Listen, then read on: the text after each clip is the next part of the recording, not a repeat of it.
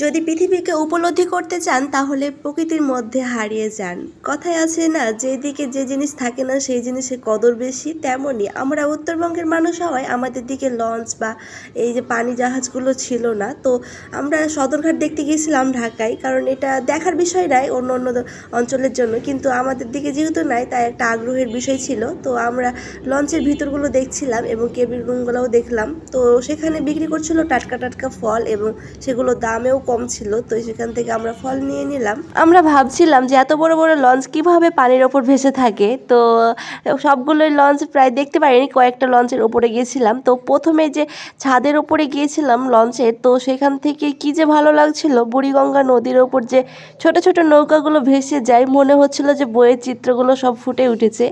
আর এত বাতাস, মনে হচ্ছিল মনটা একবারে প্রশান্তি পেয়ে গেছে, এমন একটা অবস্থা। আপনারা অবশ্যই বলে যাবেন আপনারা কোন কোন অঞ্চল থেকে আমার ভিডিওটি দেখছেন এবং কখনো লঞ্চে উঠেছেন কিনা।